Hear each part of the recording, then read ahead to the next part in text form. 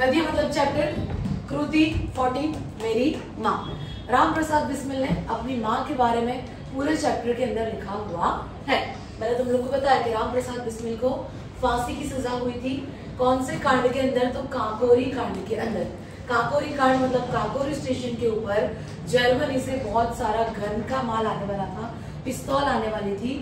इन्होंने अपने साथियों के साथ मिलकर उसको लूटने का प्लान बनाया था और वो जब लूटने के लिए गए तो अंग्रेज सरकार के लोगों ने उनको पकड़ लिया और जेल में डाल दिया। और तभी जेल में उन्होंने पूरी आत्मकथा लिखी थी, जिसमें हम लोग यहाँ पर सिर्फ कौन सा हिस्सा पढ़ रहे हैं? उनकी माँ वाला हिस्सा, कि उनके जीवन में उनकी माँ कितनी इम्पोर्टेंट थी उनके लिए। ठीक है, ये हम लोग ये चैप्टर के अंदर देखने वाले हैं। कृति मेरी माँ, राम प्रसाद बिस्मिल। आत्मकथा अंश। अंश मतलब कोई छोटा सा हिस्सा, कोई छोटा सा पार्ट। पूरी आत्मकथा नहीं दी है आपको, सिर्फ उसका एक पार्ट दिया हुआ है। किस बारे में है? राम प्रसाद बिस्मिल ने माँ के प्रति प्रेम बताया है। क्लियर इतना? चलो अब पहले इनकी माँ के बारे में जो इन्फॉर्मेशन दी है ना, वो तुम लोग को बता दो। अब ये जिस जमाने की बात है ना, वो जमाने में 11-12 साल के बच्चों की शादी हो जाती थी। तो उनकी माँ जो है, राम प्रसाद की माँ, उनकी शादी हो गई थी 11 वर्ष की उम्र में। ठीक है, मैंने यहाँ पर लिखा हुआ है, उनकी माँ की शादी हुई थी 11 वर्ष की उम्र में और वो शादी करके आए थे शाहजहांपुर। कहाँ पर आए थे? शाहजहांपुर। और कितनी एज में उनकी शादी हुई?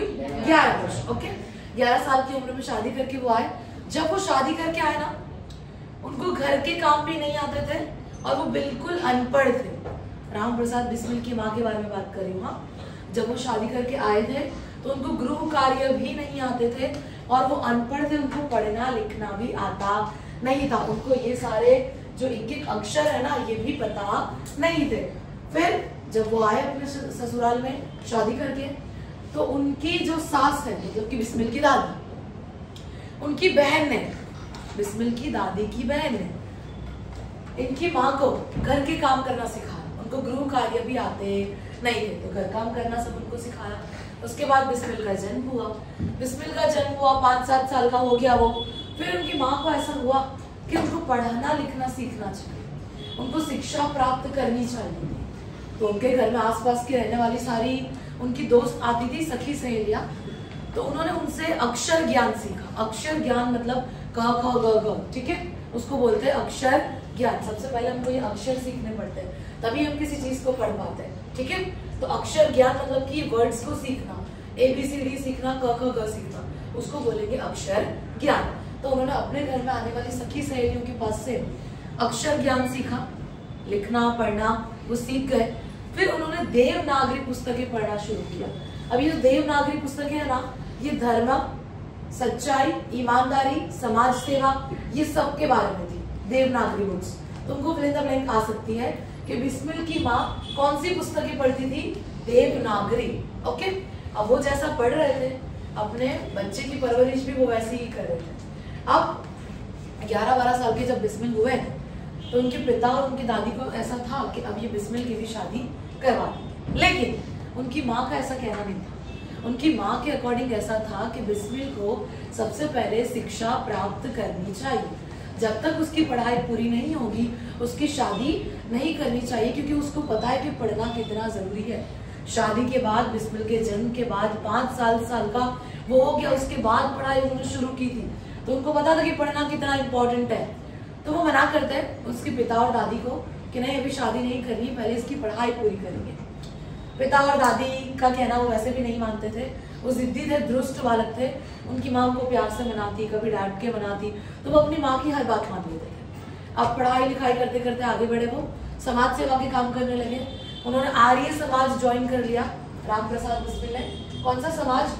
आर्य समाज। और वो कौन से गुरु को मानते थे? गुरु सोमदेव। उनके जीवन में वो 2 ही लोगों को मान के चलते थे, एक उनकी माँ और एक गुरु सोमदेव। अब आर्य समाज में जुड़ गए।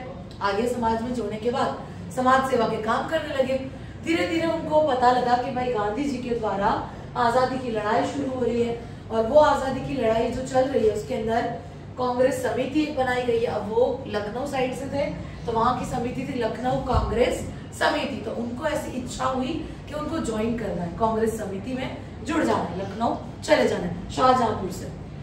अब उनके पिता और दादी नहीं मान रहे थे, उनके पिता और दादी के अकॉर्डिंग ऐसा था कि भाई शादी करो और अपना घर संसार शुरू करो। लेकिन बिस्मिल की सोच भी अलग हो गई थी, उसको भी समाज सेवा करना था, देश की सेवा करनी थी, तो वो शादी के लिए मानते नहीं है। उनको सांसारिक जीवन चक्र में फंसना नहीं था, उनको कांग्रेस समिति ज्वाइन करनी थी।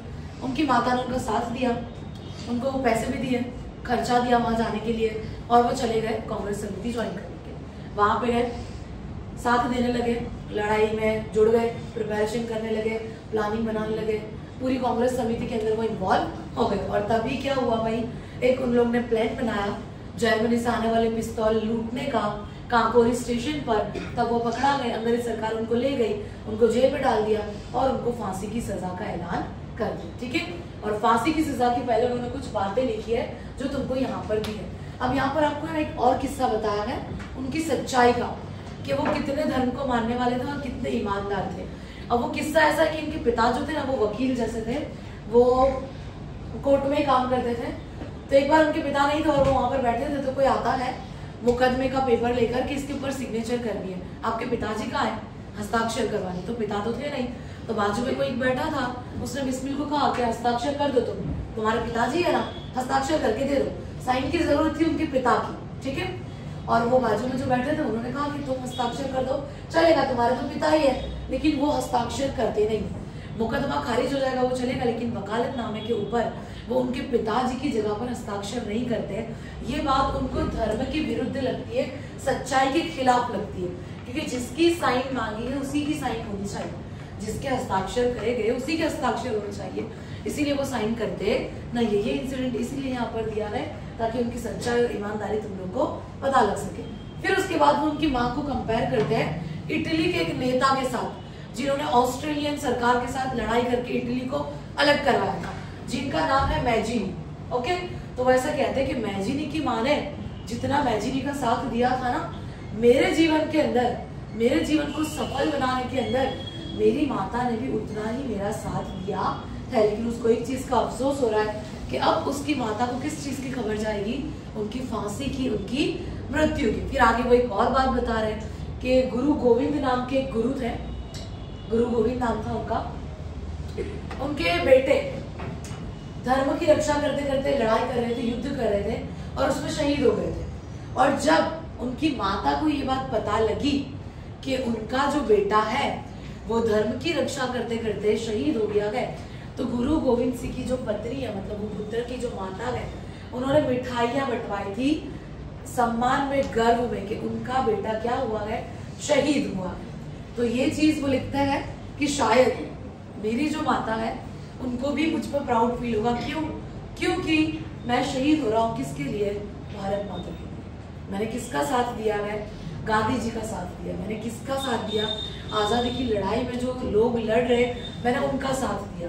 तो जब मेरी माँ को ये बात पता लगेगी तो मेरी माँ भी भाई क्या करेगी, मेरे ऊपर प्राउड फील करेगी, उनको उनकी कोख पर गर्व होगा कि उसके बेटे ने कभी कुछ गलत काम किया नहीं है। ये चीज उन्होंने लिखी है, ये तुमको याद रखना है, टूमा आंसर में आ सकता है कि भाई किसके पुत्र धर्म की रक्षा करते करते शहीद हुए, प्राण त्यागे, तो गुरु गोविंद। और गुरु गोविंद सिंह की पत्नी ने जब पता लगा कि पुत्र धर्म की रक्षा करते करते शहीद हो गए, प्राण त्याग दिए, तो उन्होंने क्या किया, तो भाई उन्होंने मिठाई बंटवाई। क्यों? तो उनको प्राउड फील हो रहा था कि उनके बेटे धर्म की रक्षा करते करते शहीद हुए हैं। ठीक है, लास्ट, अब फांसी से पहले वो जो सोच रहे हैं वो उन्होंने यहाँ पर दिया हुआ है, वो लिखा हुआ है। उनको ऐसा लगता है कि उनके जीवन में एक इच्छा थी जो उनकी अधूरी रह गई, पूरी नहीं हुई। अब वो इच्छा क्या थी, तो भाई उनको सामाजिक, धार्मिक, आत्मिक, ये सब रीत से जिसने डेवलप किया, जिसने परवरिश की, जिसने बनाया, वो उनकी माता। वो जिंदगी भर ऐसा चाहते थे कि अपनी माँ की सेवा करेंगे, अपनी माँ के चरणों में हमेशा रहेंगे। अब वो इच्छा उनकी अधूरी रह गई। क्यों? क्योंकि उनको तो क्या हो रही है, फांसी की सजा होने वाली है, उनकी तो अब मृत्यु हो जाएगी। तो ये इच्छा उनकी अधूरी रह गई है, जो कि पूरी उनको होती नजर नहीं आ रही है।